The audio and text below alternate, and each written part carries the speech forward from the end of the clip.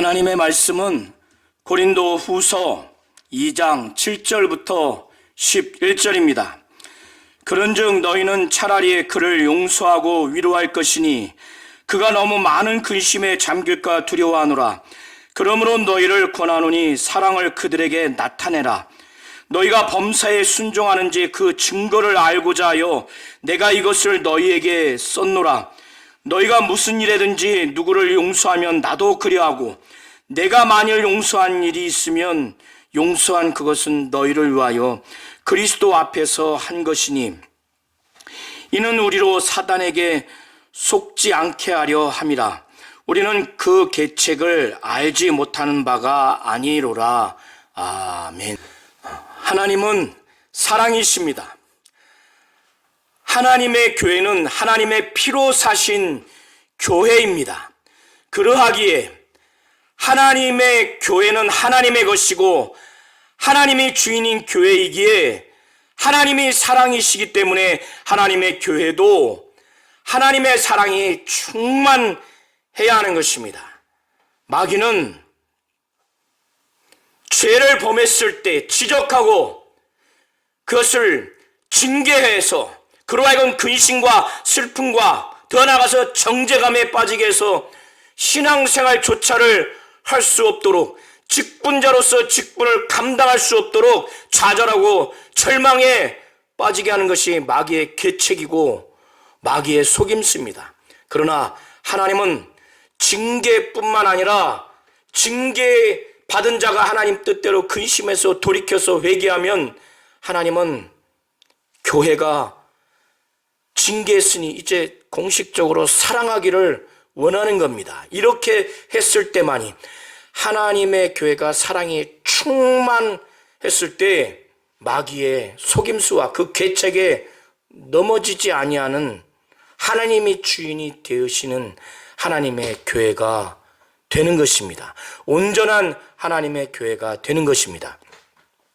사도 바울은 고린도 지역에 개척을 하러 갔습니다. 그것이 첫 번째 방문인데 또 두 번째 고린도 교회에 방문을 했어요. 그런데 고린도 교회에 두 번째 방문했을 때 어떤 특정인으로 하여금 그가 사도 바울의 사도권에 대해서 대적하고 사도 바울의 인격적인 그 모멸감을 주고 반항을 하는 것을 겪어서 사도 바울은 큰 근심, 곧 큰 슬픔에 빠진 것으로 보여집니다. 그래서 사도 바울은 이런 상태에서 고린도 교회가 공식적인 징계 처리를 하지 않은 것에 대해서도 사도 바울은 큰 답답함, 큰 서글픔에 빠졌을 것입니다. 이런 상태에서 사도 바울이 이걸 해결하지 않은 상태에서 3차 방문을 고린도 교회에 할 수는 없는 겁니다. 사도 바울은 만약에 이것을 해결하지 않은 상태에서 고린도 교회에 3차 방문을 하게 되면 그 2차 방문 때 자신에게 범죄했던 그 교인이 다시 자기에게 범죄할 수도 있고 또 유사한 다른 사람들이 또 범죄할 수 있고 그리고 고린도 교회가 공식적으로 이런 범죄한 자를 징계 처리하지 않은 것으로 인해서 사도 바울은 슬픔과 근심에 빠져 있기 때문에 3차 방문 시에 이것이 재발하게 되면 사도 바울을 기쁘게 하는 고린도 교회 교인 전체 또 지금은 범죄했지만 그 범죄한 자로 하여금 그가 돌이켜서 모두에게 기쁨을 얻어서 위로를 받아야 할 사도 바울이 자신을 기쁘게 하는 자들로부터 정작 기쁨을 얻지 못하고 2차 방문 때와 더 심한 근심에 쌓이는 슬픔에 쌓이게 되면 그거는 정말 돌이킬 수 없는 슬픔과 근심에 빠지게 되기 때문에 사도 바울은 다시 이 근심 중에 원어의 의미는 슬픔이 좀 더 가까운 의미입니다. 슬픔으로 여기시면 됩니다. 이런 근심 중에, 슬픔 중에 다시 고린도 교인 전체에게, 고린도 교회에 가지 않기로 그는 작정을 했습니다. 그것이 1절의 내용인데, 그가 2차 방문 때 어떤 범죄자가 사도 바울에게 사도권을 대적하고 또 인격적인 모멸감을 주면서 반항한 그 범죄를 당했을 때 자신이 가장 큰 피해를 당했죠. 큰 슬픔, 큰 근심에 쌓였어요. 뿐만 아니라 이것을 목격한 교인들 다수가, 온 교회가 또 개척자인 사도 바울이 봉변을 당하는 것을 볼 때 그들은 기쁠 리가 없습니다. 그들도 슬픔과 큰 근심에 빠지게 된 것입니다. 그래서 사도 바울이 2장 1절부터 3절을 통해서 사도 바울은 말하기를, 그가 이걸 해결하지 않은 상태에서 3차 방문을 하게 되면 또다시 봉변을 당하고 범죄 피해를 당하게 될 터인데, 자신을 기쁘게 해줘야 할 고린도 교인들 전체가, 고린도 교회가 이런 범죄가 재발되고 봉변을 당함으로 인해서 기쁨을 그가 얻지 못하고 도리어 근심, 상처를 얻게 되기 때문에 사도 바울은 직접 가지 않기로 작정을 합니다. 사도 바울은 2절에 말하기를, 너희를 근심하게 한다면 내가 근심하게 한 자밖에 나를 기쁘게 할 자가 누구냐. 이렇게 2차 방문으로 인한 피해를, 근심, 그 슬픔을 해결하지 않은 상태에서 3차 방문을 하게 되면 사도 바울 자신뿐만 아니라 온 교회가 큰 근심과 상처를 받게 되는데, 사도 바울이 원하지 않게 교인들 전체가 상처를 받는, 근심을 당하게 되는 그런 결과를 맺게 되는데, 사도 바울은 교인들로 인해서 힘을 얻고 기쁨을 얻어야 되는데 그들을 근심하게 하면 사도 바울이 누구에게 기쁨을 얻을 수 있습니까? 그래서 사도 바울은 3차 방문을 하지 않겠다고 하는 것을 수사적으로 말하기를, 내가 너희를 근심하게 한다면 내가 근심하게 한 자밖에 나를 기쁘게 할 자가 누구냐.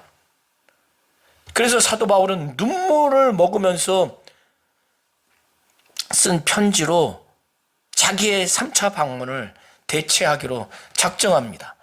그것은 성도들이 자기가 범죄를 당하고 그 봉변을 당함으로 인해서 그들을 근심하게 하지 아니하고 슬픔에 잠기지 않도록 하는 것뿐만 아니라 자신도 근심을 당하지 않도록, 슬픔을 당하지 않게 하기 위해서 이 눈물의 편지를 쓰기로 작정했는데, 이 눈물의 편지는 고린도 전서도 아니고 후서도 아닙니다. 이것은 발견되지 않은 편지인데, 사도 바울이 보복적인 감정으로 이 편지를 쓴 게 아닙니다. 이 편지의 내용을 쓸 때 사도 바울은 큰 마음에 그 근심, 걱정이 있습니다. 그 눌림이 있습니다. 큰 눌림.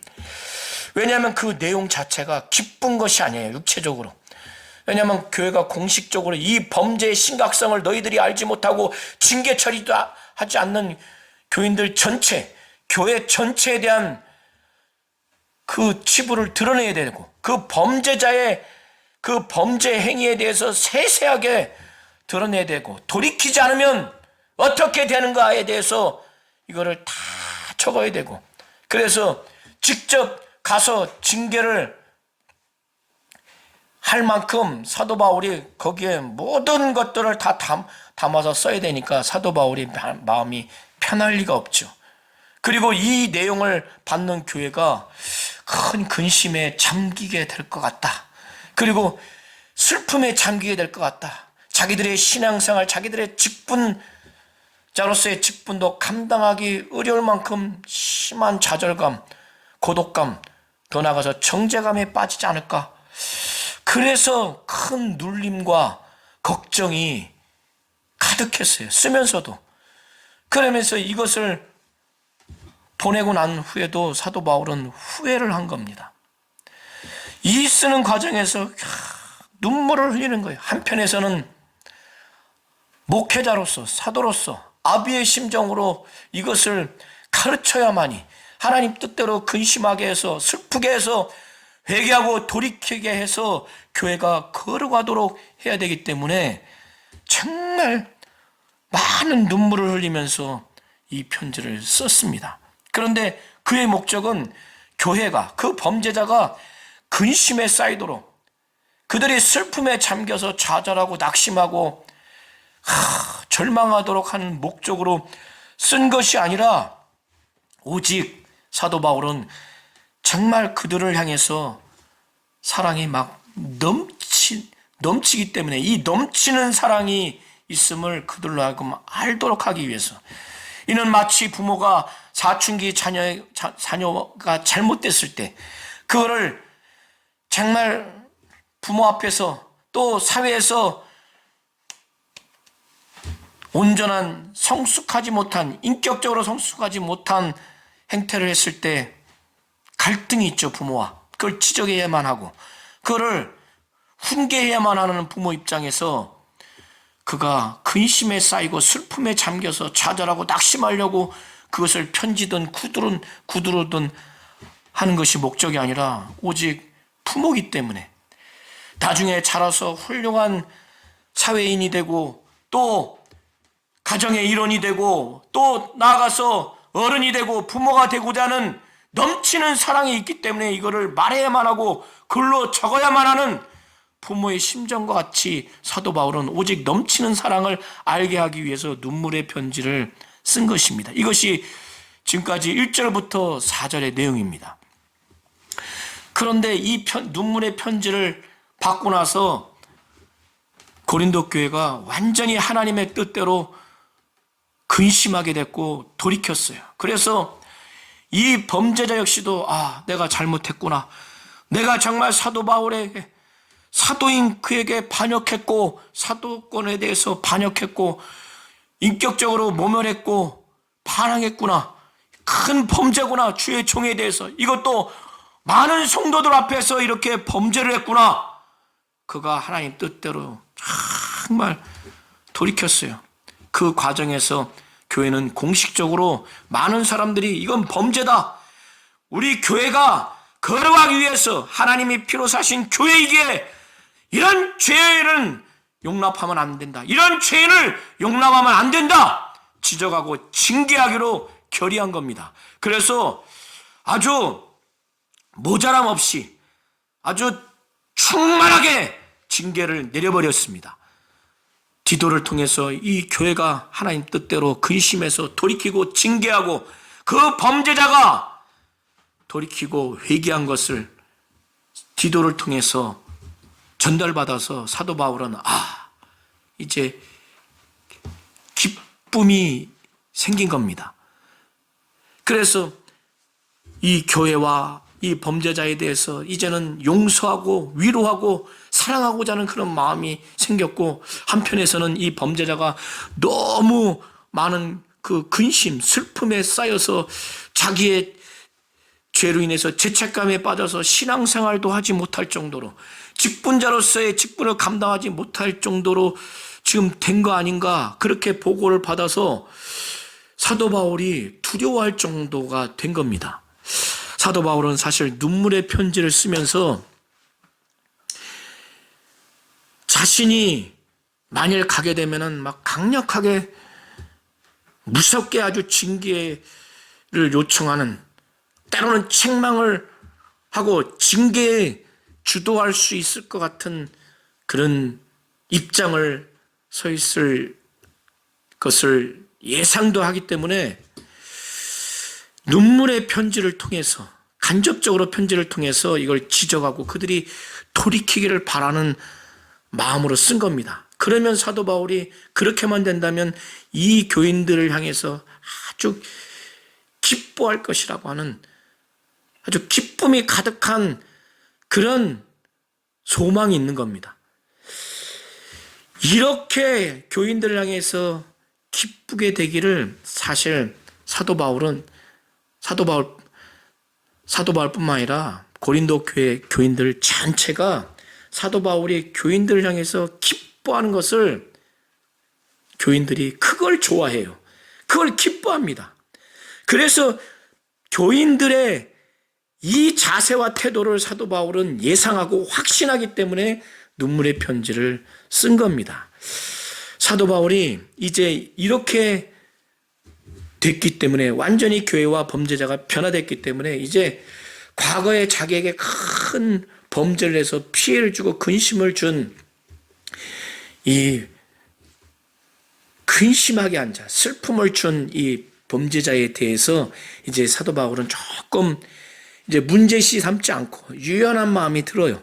지금은 이제 용서하고 위로하고 사랑하려고 하는 마음이 있으니까 사도 바울이 5절에 그가 범죄함으로 인해서 교회와 자신에 대해서 근심하게 한, 슬픔에 잠기게 한 그 범죄의 경위와 결과에 대해서 사도 바울은 말하기를 아주 세세하게 둘투지 않고 아주 자기 자신에 대해서는 나에게는 근심하게 하진 않았다. 그리고 교회에 대해서도 피해를 줬지만 교회에 대해서도 좀 피해 준 걸 축소하면서 표현을 합니다. 그래서 어느 정도라고 하는 표현을 씁니다. 그래서 근심하게 한 자가 있었을지라도 나를 근심하게 한 것이 아니요. 사실 사도 바울을 근심하게 하고 곧 슬프게 했죠. 그렇지만 이제 돌이켜 마당에 사도 바울은 마치 자신에게 전혀 근심하게 한 자가 아니라고, 그런 적이 없는 것처럼 이렇게 표현을 하는 겁니다. 그리고 어느 정도 너희 모두를 근심하게 한 것이니, 교회 전체에게도 사실 크게 근심하게 했지만 이제 지금 입장에서는 그냥 어느 정도로 이렇게 축소를 합니다. 어느 정도라 하면 사도 바울이 너무 지나치게 말하지 않으려고 이렇게 표현을 하는 거예요. 왜? 지금은 용서하고 위로하고 사랑해야겠다고 이렇게 생각을 했고 다짐했고, 또 교회 전체가 그렇게 하도록 권면하려고 하는 사도 바울 입장에서 그렇게 표현을 한 겁니다. 디도를 통해서 듣기를 많은 사람에게 아주 충족할 만큼 징계를 받았다고 하는 것을 들었습니다. 벌을 받았다는 겁니다. 그래서 6절에 이러한 사람은 많은 사람에게서 벌을 받는 것이 마땅하도다. 여기서 벌을 받는 것이 마땅하도다 하는 것이 벌 받는 것이 정당하다라는 의미로 이렇게 전달되어지는데, 원어에 가까운 의미는 사실 벌 받은 것이 이제 만족스럽다, 이렇게 번역이 되어야 좀 적당합니다. 원어의 의미는 많은 사람에게, 바로 많은 사람이 결의를 해서 이 징계 줘야 된다, 강력하게 줘야 된다, 그렇게 해서 징계를 받았어요. 벌을 받았는데 그 받은 게 아주 충족한 벌을 받은 거예요. 징계를 받은 거예요.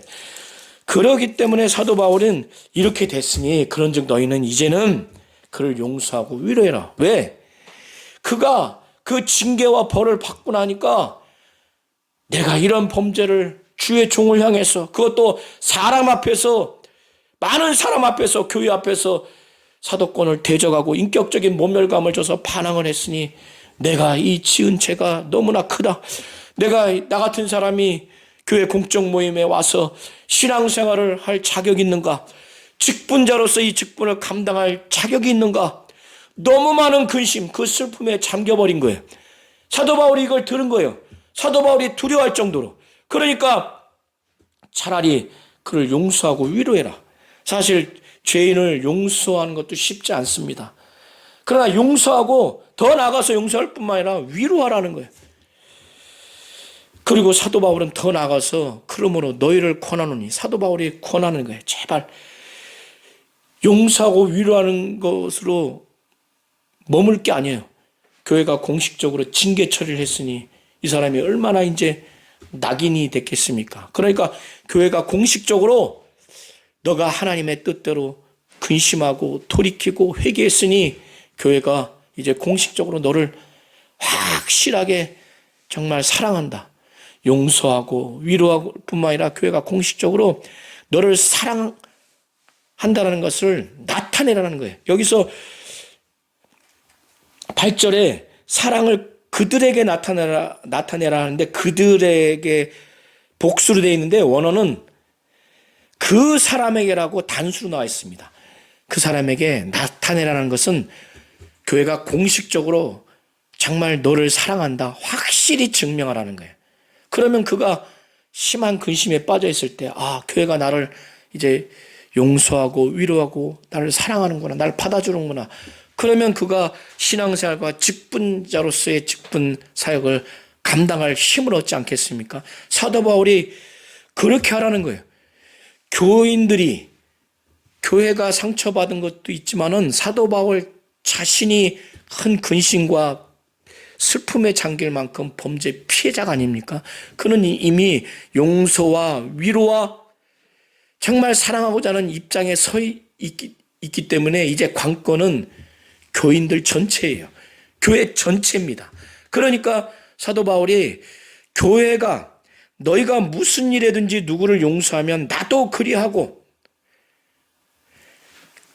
교회가 용서하면 내가 용서하고 교회가 용서하지 않으면 내가 용서하지 않겠다고 하는 것이 아니라 사도 바울은 이미 용서하고 위로하고 사랑하겠다는 것이 가득해요. 그런 사도 바울의 마음이 지금 전달되는 겁니다. 이런 상태에서 가장 큰 범죄 피해자, 가장 큰 근심과 큰 슬픔에 잠겨있는 사도 바울이 용서를 간청하는 거예요. 이미 용서했으니 너희가 무슨 일이든지 누구를 용서하면 나도 그리하고, 내가 만일 용서한 일이 있으면 용서한 그것은 너희를 위하여, 교회를 위하여 그리스도 앞에서 한 것이라는 거예요. 사도 바울이 사적인 이익과 목적을 위해서가 아니라 너희를 위해서, 교회 전체 교인들을 위해서 용서하는 것이라는 거예요. 정말 교회를 생각하는 겁니다. 교인들 전체를 위해서. 그것도 그리스도 앞에서. 그리스도 앞에서 용서하는 것은 이건 막 확실히 용서하는 거죠. 이건 그리스도가 보증하는 것이고 또 진실한 용서를 한다라는 것을 사도 바울은 강조하는 것입니다. 이렇게 용서하지 않으면, 용서하고 위로하고 사랑하지 않으면, 징계만 하고 지적을 하게 되면 그 범죄자는 심한 근심과 슬픔에 눌려서 신앙생활도 제대로 할 수 없고 직분자로서의 직분을 감당할 수 없도록 자기를 낙인시키고 정죄에 빠지게 되면 더 나아가서 믿음에서 떠날 수도 있고 직분 자체를 감당할 수 없는 아주 파국에 이르게 됩니다. 그게 바로 마귀의 계책이에요. 그 계책으로 속이는 겁니다. 그래서 용서하고 위로하고 사랑하지 않으면 사탄에게 속기 때문에 이렇게 용서하고 위로하고 사랑하라고 하는 이유가, 이는 우리로 사탄에게 속지 않게 하려 합니다. 사도 바울과 고린도 교인들은 이미 그 계책을 알기 때문에 사탄에게 속지 않게 하기 위해서 용서하고 위로하고 사랑하라고 이렇게 하는 겁니다. 하나님은 사랑이십니다. 하나님이 사랑이기 때문에 하나님이 피로 사신 이 교회는 하나님의 사랑으로 가득해야 됩니다. 교회는 거룩해야 돼요. 하나님의 뜻과 말씀에 불순종하고 불신앙적으로 행하는 범죄를 했다면 하나님의 교회는 거룩해야 되기 때문에 그걸 지적하고 때로는 징계해서 공식적으로 그거를 죄를 근절시켜야 됩니다. 그런데 하나님 뜻대로 그걸 근심해서 돌이켜서 회개했다면 반대로 교회는 공식적으로 그걸 용서하고 위로하고 본질적으로 사랑을 확실히 증명하는, 교회가 정말 사랑한다라고 하는 것을 나타내 줘야 됩니다. 그것이 바로 하나님의 교회입니다.